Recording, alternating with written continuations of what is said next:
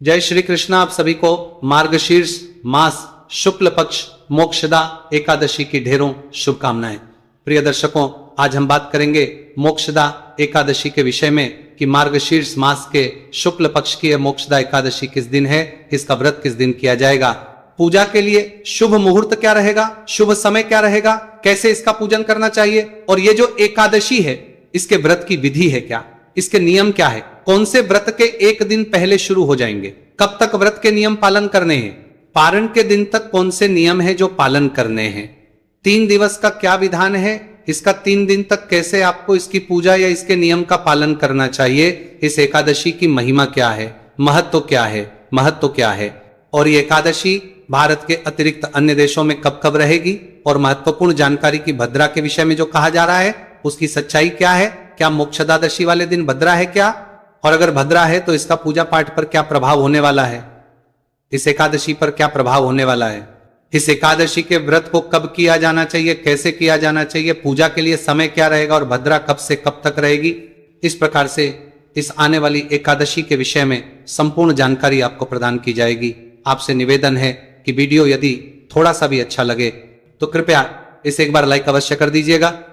अपने व्रत की सफलता के लिए और भगवान विष्णु आशीर्वाद प्राप्त करने के लिए कमेंट बॉक्स में अवश्य लिखिएगा ओम नमो भगवते वासुदेवाय या जय श्री हरि। आप देख रहे हैं वास्तविक जानकारी ज्योतिष संस्थान का प्रतिष्ठित यूट्यूब चैनल वास्तविक जानकारी धार्मिक। हम यहाँ पर सभी व्रत और त्योहारों की सही शास्त्रीय जानकारी प्रदान करते हैं। ज्योतिष शास्त्र और पंचांग के आधार पर आपको बताते हैं कौन सी तिथि कब है, व्रत आदि कब करना है, क्या विधि है, क्या नियम है, और क्या गलती नहीं करनी है। यदि आप सभी और त्योहारों के सही शास्त्रीय जानकारी पाते रहना चाहते हैं तो कृपया चैनल को सब्सक्राइब कीजिए और बेल आइकन को प्रेस कीजिए। आइए प्रिय दर्शकों, जानकारी आरंभ करते हैं। बात करते हैं आने वाली एकादशी की। यहां एक बात फिर से बता दूं कि ये वीडियो जो भारत में हमारे दर्शक हैं उनके लिए तो महत्वपूर्ण है ही, जो अन्य देशों में निवास करते हैं उनके लिए भी महत्वपूर्ण है, क्योंकि उन देशों के अनुसार भी हम आपको यहां जानकारी प्रदान करने वाले हैं। समय की तिथि की बहुत प्रिय दर्शकों, मार्गशीर्ष मास शुक्ल पक्ष की एकादशी, इसको मोक्षदा एकादशी कहते हैं। ये मनुष्य का कल्याण करने के लिए, मनुष्य के सभी पापों का हरण करने के लिए, ये मनुष्य को मोक्ष दिलाने के लिए कही गई है। शास्त्र कहते हैं कि जो कोई मनुष्य इस एकादशी का व्रत करते हैं उनको भगवान श्री हरि विष्णु के आशीर्वाद से मोक्ष की प्राप्ति होती है। ये एक एकादशी बड़े बड़े पापों का नाश करने में समर्थ है। इस एकादशी व्रत करने से, पूजन करने से मनुष्य के ब्रह्म हत्या जैसे पाप भी नाश को प्राप्त हो जाते हैं। इसीलिए इस एकादशी का व्रत सभी मनुष्यों को करना चाहिए। यहां प्रश्न ये आता है, पंडित जी हम तो एक ही करते हैं, क्या सभी एकादशी करना आवश्यक है क्या? देखिए, शास्त्र ये कहते हैं कि सभी एकादशियां समान हैं। शास्त्र के अनुसार, भगवान नारायण के अनुसार सभी एकादशियां समान है, सभी की अद्भुत महिमा है, अद्भुत फल है, तो छोटा बड़ा नहीं कर सकते। हां, आपकी सामर्थ्य के अनुसार आप कितना करेंगे यही नहीं करेंगे, ये आप निर्णय कर सकते हैं। भगवान ये नहीं कहते कि सब की सब करें, या भगवान ये भी नहीं कहते कि कोई भी ना करें। आपके शरीर की क्या क्षमता है, क्या सामर्थ्य है, उसके अनुसार आप निर्णय कीजिए। अगर आप 24 के 24 करने में सक्षम है तो 24 कीजिए, 12 करने में सक्षम है 12 कीजिए, 6 करने में सक्षम है 6 कीजिए, 4 करने में सक्षम है 4 कीजिए। परंतु एकादशी का व्रत करें तो उसको नियमों के अनुसार करें, बस इसका ध्यान रखें, क्योंकि जो व्रत कर रहे हैं उसका पूरा फल प्राप्त हो ये आपके हाथ में होता है। यदि आप व्रत को नियमों का पालन करते हुए करेंगे, सही विधि से, सही प्रकार से करेंगे ना, तो निश्चित ही आपको उसका पूर्ण फल प्राप्त होता है। इसीलिए एकादशी व्रत जब भी करें सभी नियमों का पालन करते हुए करें। अब बात आती है कि इस एकादशी के व्रत के नियम क्या है और इनका कब से पालन शुरू करना चाहिए। एकादशी के जो नियम है वो लगभग सभी एकादशी के नियम दशमी तिथि से ही आरंभ हो जाते हैं। ये कहें कि व्रत के एक दिन पूर्व ही, एक दिन पहले ही आरंभ हो जाते हैं। उसी प्रकार से मार्गशीर्ष मास शुक्ल पक्ष की ये जो एकादशी है इसके नियम भी दशमी तिथि से ही आरंभ हो जाएंगे। व्रत के एक दिन पहले आपको किन किन बातों का ध्यान रखना है, किन किन नियमों का धारण करना है, ये जानकारी प्रस्तुत करते हैं। व्रत के पूर्व आपको एक वक्त का भोजन करना चाहिए। नियम कहता है कि रात्रि काल को आहार नहीं लेना चाहिए। केवल एक वक्त का भोजन ही शास्त्रीय विधान में कहा गया है। परंतु मैं यही कहूंगा कि अगर आपके शारीरिक क्षमता इतनी नहीं है कि आप लगातार 2 दिन भूखे रह सकें तो आप आहार लीजिए, अपने स्वास्थ्य के साथ खिलवाड़ न कीजिए। शरीर स्वस्थ है और आपके अंदर क्षमता है इस प्रकार से व्रत करने की, तो आप अवश्य ही 1 दिन पूर्व ही आहार का त्याग कीजिए। अन्य स्त्रियों के त्याग कहे गए हैं, जैसे कि लहसुन प्याज आदि का प्रयोग तो आपको करना ही नहीं चाहिए। व्रत के 1 दिन पूर्व ही त्याग देना चाहिए। ये तामसिक पदार्थ है। इसके अतिरिक्त जो लोग मांस मदिरा का सेवन करते हैं और एकादशी का व्रत भी करते हैं, तो उनको भी ये मांस मदिरा का सेवन 1 दिन पूर्व ही बंद कर देना चाहिए, 1 दिन पूर्व ही छोड़ देना चाहिए। ऐसा नहीं कि आज मांस मदिरा का सेवन करें और कल आप एकादशी का व्रत करें, यह उचित होता है। एकादशी के व्रत के 1 दिन पूर्व आपको के पात्र का प्रयोग नहीं करना चाहिए। दशमी तिथि से ही के पात्र का प्रयोग वर्जित कहा गया है। एक धातु होती है, आप में से बहुत सारे जो दर्शक है पूछते हैं पंडित जी क्या है, तो एक धातु होती है जिसके पात्र में भगवान को भी भोग लगाया जाता है और प्राचीन समय में तो भोजन घर में भी किया जाता था, उसी में बनाया भी जाता था के पात्र में। तो जो का पात्र है उसका प्रयोग जो है 1 दिन पूर्व ही छोड़ देना है। दशमी एकादशी और द्वादशी को नहीं करना है। सब्जियों की बात करें तो हरी पत्तेदार सब्जियां नहीं खानी है, इसके साथ ही चने का साग नहीं खाना है। दालों में मसूर की दाल का प्रयोग वर्जित कहा गया है। मसूर की दाल को प्याज कहा गया है, उसका त्याग करना चाहिए। इसके अतिरिक्त चने के साग का त्याग कहा गया है, मूली और बैंगन का त्याग कहा गया है। 1 दिन पूर्व ही शहद का प्रयोग भी वर्जित कहा गया है कि शहद का प्रयोग भी आपको नहीं करना चाहिए, क्योंकि शहद जो है वो दशमी एकादशी और द्वादशी इन 3 दिनों में वर्जित कहा गया है। कुछ एकादशी ऐसी होती है जिन पर इसकी मनाही नहीं होती और कुछ द्वादशी पर भी नहीं होती, उसके विषय में हम आपको बताते भी है। जैसे कि कृष्णा पे आपने प्रयोग किया था, लेकिन अब जो मार्गशीर्ष शुक्ला है इस पर आपको शहद का प्रयोग नहीं करना है। चाहे पंचामृत ही क्यों ना बनाना हो, उसमें भी शहद नहीं डालना है। इन सभी चीजों का त्याग करना है। 1 दिन पूर्व ही आपको अपने बाल धो लेने हैं, सर धो लेना है, क्योंकि एकादशी के दिन बाल नहीं धोए जाते हैं, सर नहीं धोया जाता है। एकादशी के 1 दिन पूर्व ही आपको ब्रह्मचर्य धारण कर लेना है, क्योंकि एकादशी में ब्रह्मचर्य का बड़ा नियम कहा गया है। ब्रह्मचर्य का पालन करते हुए आपको यह व्रत करना होगा और ब्रह्मचर्य आपका पारण तक रहना चाहिए। इन नियमों का धारण कीजिए और व्रत के 1 दिन पहले रात्रि काल में दंत धावन आदि करके सोइए, जिससे कि अन्न का कोई भी दाना मुंह में ना रहे। एकादशी व्रत वाले दिन आपको सूर्योदय से पहले अवश्य उठ जाना है।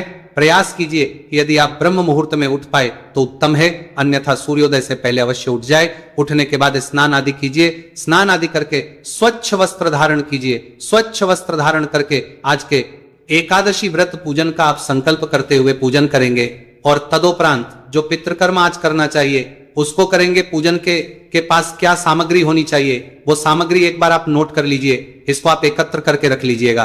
पूजा के लिए आपके पास होनी चाहिए भगवान श्री हरि विष्णु के दामोदर स्वरूप की कोई प्रतिमा या तस्वीर। लड्डू गोपाल जी ले लीजिए, उत्तम है, या शालिग्राम जी हैं तो शालिग्राम जी ले लीजिए, क्योंकि इसमें एकादशी में स्नान का बड़ा महत्व है। तो स्नान के लिए दामोदर स्वरूप जो है वो लड्डू गोपाल का ही स्वरूप है, क्योंकि जब भगवान कृष्ण ने बाल रूप में मक्खन चोरी किया था उस समय उनका नाम दामोदर मां यशोदा ने रखा था। तो बाल स्वरूप आपके पास है, लड्डू गोपाल उनको लीजिए। शालिग्राम जी को स्नान कराने का भी महत्व है इस एकादशी पर, तो उनको ले सकते हैं।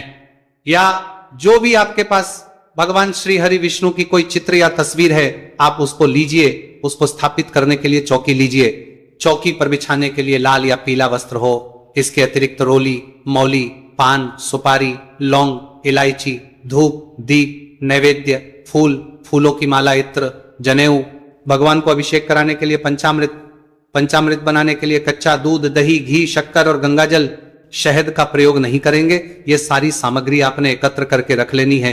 एक लोटा लीजिए तांबे का, उसको अच्छे से मांज लीजिए। पहले उसमें गंगा जल भरिए, फिर शुद्ध जल भरिए। अब आप इसे सभी सामग्री का शुद्धिकरण करेंगे, स्थान का शुद्धिकरण करेंगे। फिर आप भगवान की स्थापना और संकल्प आदि करेंगे। तो ये सब सामग्री रख के उत्तर दिशा की ओर मुख करके बैठ जाइए। जो भी आपका पूजा स्थल है, जहां भी आप बैठ के पूजा करना चाहते हैं, जो आपके यहाँ पूजा करने के लिए उपयुक्त, वहां पे फूल के माध्यम से लोटे में जो जल भरा है उस जल से छींटे दीजिए सभी सामग्री पर और उस स्थान पर जहां पर पूजन करना है। इस प्रकार से जल के छींटे देके अपने स्थान को पवित्र किया है, आपने सामग्री को शुद्ध किया है। अब आप भगवान की चौकी लगाइए, चौकी को बिछाइए, उस पर वस्त्र बिछाइए, भगवान की प्रतिमा या तस्वीर जो भी आपके पास है उसको स्थापित कीजिए, उनके सामने घी का दिया रखिए। घी का दिया है तो आप सीधे हाथ की ओर रखेंगे, तेल का दिया है तो उलटे हाथ की ओर रखेंगे, धूप उसके विपरीत दिशा में रखेंगे। इस प्रकार से कीजिए। स्थापना करके अपने सीधे हाथ पर जल लीजिए। लोटे में जो जल है ना, वैसे ही थोड़ा सा जल किसी दूसरे पात्र में, कोई छोटा लोटा है उसमें या किसी गिलास में, कटोरी में, जिसमें भी ले सके, थोड़ा सा पानी और ले लीजिए। इससे आप जल आचमनी करेंगे, इससे यजमान का शुद्धिकरण होता है। तो अपने सीधे हाथ पर जल लीजिए। उस पात्र में से चम्मच से सीधे हाथ पर जल लीजिए। सीधे हाथ पर जल लेके हाथ धो लीजिएगा सबसे पहले। अब एक एक चम्मच जल लेंगे और आचमनी करेंगे। ओम माधवाय नमः जल लीजिए, पी जाइए। ओम केशवाय नमः जल लीजिए, पी जाइए। ओम नारायणाय नमः जल लीजिए, पी जाइए। ओम हर्षिकेशाय नमः, हस्तो प्रक्षाल नमः, हाथ धो लीजिए। हाथ धो के अपने आप को तिलक कीजिए, मौली बांधिए। अब आप पूजा के लिए तैयार हैं। पारिवारिक जन यदि बैठ के पूजन कर रहे हैं तो उन्हें भी तिलक कीजिए, मौली बांधिए और संकल्प करते हुए पूजन आरंभ करेंगे। सबसे पहले दीपक को जला लीजिए, धूप है, धूप को प्रज्वलित कीजिए। धूप दीप जलाने के बाद व्रत पूजन संकल्प करेंगे। संकल्प आवश्यक प्रक्रिया है, यह जरूर करना चाहिए। संकल्प करने के लिए सीधे हाथ पर जल लीजिए। 1 रुपए का सिक्का दक्षिणा के रूप में कम से कम रखिए, अधिक जो भी रखना चाहें रख सकते हैं। पुष्प रख लीजिए। 3 बार बोलिए ओम श्री विष्णु, ओम श्री विष्णु, ओम श्री विष्णु। अपना नाम, अपना गोत्र, जिस स्थान पर बैठकर संकल्प कर रहे हैं वहां का मकान नंबर, क्षेत्र का नाम, शहर का नाम, मार्ग, पुण्यतिथि, आयु, आरोग्यता प्राप्त अर्थात संपत्ति प्राप्त अर्थात भगवान मोक्षदा एकादशी व्रत पूजन श्री विष्णु, और वह संकल्प भगवान के चरणों में अर्पित कर दीजिए। संकल्प करने के बाद अब आप भगवान का पूजन करेंगे। तो पूजन करने के लिए आपके पास जो प्रतिमा है, तो प्रतिमा को किसी प्लेट या थाली में रख लीजिए, जिसमें कि आप उनको स्नान कराएं, अभिषेक कराएं, तो वो जल इधर फैले नहीं। इस प्रकार से थाली में रखिए। और अगर आप तस्वीर पर पूजन कर रहे हैं तो कोई बात नहीं, उसको स्थापित कीजिए, जैसे स्थापित किया है वैसे ही रहने दीजिए। सबसे पहले भगवान को पद्य, अर्घ्य, आचमन ही अर्पित किया जाता है। तो 1-1 चम्मच जल आप भगवान को अर्पित करेंगे। जो तस्वीर पर पूजन कर रहे हैं वो तस्वीर के सामने एक कटोरी रख दीजिए, उसमें आप पूजा की सामग्री छोड़ते जाइएगा, अर्पित करते जाइएगा। और भगवान की प्रतिमा की पूजा कर रहे हैं वो थाली में आप स्थापित कीजिए और उनको अर्पित कीजिएगा। अब आप सबसे पहले भगवान को आचमन ही अर्पित करेंगे, तो 1 चम्मच जल अर्पित कीजिएगा भगवान को। ओम नमः शिवाय नमो नमः एकादशी पूजन अंतर्गत पद के रूप में जल अर्पित कीजिए। चम्मच में जल लीजिए और वो भगवान के चरणों पर अर्पित कीजिए। आप एक प्रकार से भगवान के पद प्रक्षालन कर रहे हैं। अब प्रक्षालन के लिए अच्छे से उनके पैर धुलाइए। अब आप भगवान को अर्घ्य देंगे। ओम नमः शिवाय नमः शिवासुदेवाय नमो नमः। अर्घ्य शंख में भर के भगवान को जल अर्घ्य दीजिए। अर्घ्य देने के बाद आज मणि कराएंगे भगवान को, जैसे आके बैठे तो आज कराएंगे, पानी पीने के लिए देते हैं। ओम नारायण नमः शिवासुदेवाय नमः शिव नमो नमः। जल आचमनी कराइए। आचमनी कराने के बाद पद्य, अर्घ्य, आचमनी ये करने के बाद अब आप भगवान को स्नान कराएंगे। स्नान कराने के लिए प्रतिमा पर पूजन कर रहे हैं ना, वो शंख से भगवान को स्नान कराइएगा, शंख में जल भरिएगा और उनके मस्तक से अर्पित कीजिएगा। जल को शंख से अभिषेक कराते जाइए, भगवान को इस प्रकार से स्नान कराइए। अब पंचामृत से स्नान कराइए। तो जो लोग तस्वीर पर पूजन कर रहे हैं वो पंचामृत को फूल पर लगा लीजिए और भगवान को अर्पित कर दीजिए। और जो लोग प्रतिमा कर रहे हैं वो पंचामृत से भगवान को अभिषेक कराइए, प्रेम से अभिषेक कराइए, पंचामृत समर्पित कीजिए। भगवान को पंचामृत से स्नान कराने के बाद अब आप प्रभु को शुद्ध तक स्नान कराएंगे। शुद्ध जल से शंख में भर लीजिए जल, हो सके तो उसमें थोड़ा सा चंदन डाल लीजिए या फूल की कुछ पंखुड़ियां डाल लीजिए, उससे स्नान कराइएगा। इसका फल बहुत अधिक है। वैसे तो ये स्नान अगर प्रतिदिन कराते तो बात ही कुछ और थी, लेकिन एकादशी के एक दिन में भी ये अनंत पुण्य देने वाला है। इससे शंख से आप भगवान के मस्तक से जल अर्पित कीजिएगा। मंत्र बोलते जाइए। ये दोनों ही मंत्र स्नान के लिए, इस जल अर्पण के लिए बहुत श्रेष्ठ हैं। इनका फल शास्त्रों में बहुत अधिक कहा गया है। तो इस प्रकार से भगवान को स्नान कराइए। स्नान करा के वस्त्र अर्पित करेंगे। वस्त्र के रूप में मौली का एक टुकड़ा तोड़ दीजिए और वह भगवान को अर्पित कीजिए। यज्ञ पवित्र अर्पित करेंगे भगवान को। यज्ञ पवित्र क्या है? जनेऊ लीजिए, जनेऊ को तिलक कर लीजिएगा और फिर भगवान को अर्पित कीजिए। नमः शिवासुदेवाय, नमः शिवोधराय, नमो नमः। यज्ञो पवित्र अर्पित करके भगवान को तिलक कीजिए, तिलक लगाइए। नमः नारायणाय, नमः वासुदेवाय, नमो नमः। तिलकम समरयामि, गंधम समर्पयामहि। तिलक कीजिए, तिलक करके इत्र अर्पित करेंगे। इत्र को फूल पर लगा के अर्पित कीजिए भगवान को। फूल ले लीजिए, फूल पर इत्र लगाइए और अर्पित कीजिए। ओम नमः नमः धराय, नमो नमः। इत्रम समर्पण, इत्र समर्पित कीजिए भगवान को। भगवान पुष्प अर्पित करेंगे। ओम देवाय नमः, शिव नारायणाय नमः, शिवोधराय नमो नमः। पुष्पम समर्पण, माल्यार्पण, माला समर्पित कीजिए भगवान को। माला पहनाइए, माला पहना के धूप दिखाएंगे, दीप दिखाएंगे। ओम नारायणाय नमः, शिवासुदेवाय नमः, शिवोधराय नमो नमः। धूपम, अगर ओम नारायणाय नमः धराय नम, वासुदेवाय नमो नमः। दीपम दर्शया, धूप दीप दिखा के अर्पित करेंगे। नैवेद्य के रूप में आप भगवान को फल अर्पित कर सकते हैं, मिठाई अर्पित कर सकते हैं। कुछ ना हो तो मिश्री लीजिए। और जो ग्रामीण क्षेत्र में रहते हैं वहां बताशे बड़े आसानी से मिल जाते हैं, आप बताशे अर्पित कर दीजिए। ओम नारायण नमः, वासुदेवाय नमः, धराय नमो नमः। नैवेद्यम समर्पण कुरुह, जल आचमनी कराइए। 1 चम्मच जल लीजिए, भगवान को अर्पित कीजिए। ओम नारायणाय नमः, दामोदराय नमः, वासुदेवाय नमो नमः। इस प्रकार से भगवान को जल आचमनी कराइए। तांबुल अर्पित करेंगे के लिए पान का पत्ता लीजिए, उस पे 2 लौंग, 2 इलायची और 1 सुपारी रखिए और वह अर्पित कीजिए भगवान को। तांबुल के स्थान पर आप मीठा पान भी अर्पित कर सकते हैं। यह अर्पित करने के लिए जो भी दक्षिणा आपके पास है ना, वह दक्षिणा राशि भगवान को अर्पित कीजिए। दक्षिणा अर्पित करके हाथ जोड़ के नमस्कार कीजिए। अब आप कथा श्रवण करेंगे एकादशी की। जो व्रत कथा है मोक्षदा एकादशी की, उसे सुनिएगा। सुनने के लिए आप हमारे चैनल पर नए हैं तो चैनल को सब्सक्राइब कर लीजिएगा, क्योंकि जो सही कथा और महत्व में है वही आपको यहां पर सुनाए जाते हैं। कथा सुनेंगे, कथा के साथ विष्णु शास्त्र नाम अवश्य श्रवण करना चाहिए। विष्णु शास्त्र नाम की बहुत अधिक महिमा है।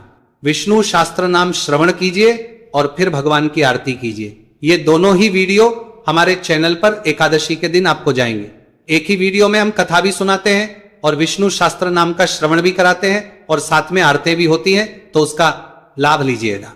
इसके बाद नियमों के अनुसार दिन को व्यतीत कीजिए। नियमों में प्रमुख रूप से ब्रह्मचर्य का पालन करना है। दिन में किसी के प्रति अपशब्दों का प्रयोग नहीं करना, किसी का अहित नहीं करना, किसी का बुरा नहीं करना, वार्ता का क्रोध से मान्य करना है। किसी के प्रमुख रूप से कार्य आ रहा है, किसी पे अकारण क्रोध नहीं करना, किसी प्रकार का कलह क्लेश घर में ना रखें। शांत चित्त हो के दिन को व्यतीत करें। भगवान के चरणों में मन को लगाते हुए व्यतीत कीजिए। सायंकाल को कीर्तन करना चाहिए। कीर्तन के लिए अगर आसपास कहीं मंदिर आदि में कीर्तन होता है तो आप अवश्य जाइए। अगर ना होता हो, ना जा सके, तो आपके लिए एक वीडियो हम अपलोड करते हैं, उसमें कुछ स्तोत्र होते हैं, उनका श्रवण कीजिए, उससे आपको इसका फल प्राप्त होगा। भगवान के नाम जप तर करने के लिए कीजिए, इससे आपको उसका फल प्राप्त होगा। घर पर बैठकर भी आप कीर्तन स्वयं कर सकते हैं। दूसरा, रात्रिकाल को जागरण की महिमा है। जागरण कम से कम 1-2 बजे तक तो करें ही करें। जागरण के क्या करें? भगवान की भक्ति करें।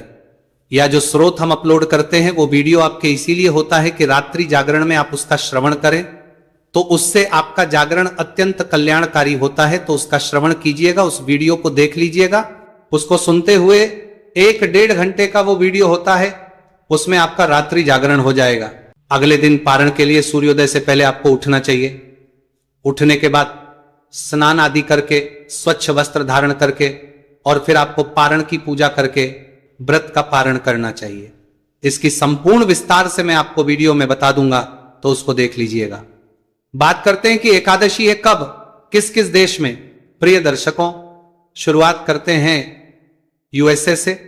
तो यूएसए की अगर हम बात करें तो यहां एकादशी तिथि की शुरुआत हो रही है 30 तारीख रविवार के दिन सुबह 10:59 पर। 1 दिसंबर को यहां पर समाप्त हो जाएगी एकादशी 8:31 पर। उदया तिथि मान के अनुसार 1 दिसंबर को ही एकादशी है और द्वादशी युक्ता व्रत ही श्रेष्ठ होता है। इसीलिए व्रत जो है वो 1 दिसंबर को किया जाना चाहिए। कुछ लोग जो है यूएसए में 30 तारीख को बता रहे हैं, जो सर्वथा अनुचित है, क्योंकि दशमी वेधा एकादशी पाप जनहित होती है। कभी भी दशमी वेधा नहीं करनी चाहिए, और वहां 30 तारीख को अगर करते हैं तो सूर्य का उदाहरण दशमी में है, इसीलिए 30 को आप ना करें। यूएसए वाले 1 तारीख को आप एकादशी का व्रत करें, और 2 को करेंगे। पारण समय रहेगा 7:02 से 8:55। अगर बात करें कनाडा की, तो कनाडा में भी को 1 तारीख को ही एकादशी का व्रत करना चाहिए, और यूके में भी व्रत 1 तारीख को ही किया जाना चाहिए, कल्याणकारी रहेगा। अब बात करते हैं भारत में एकादशी कब है।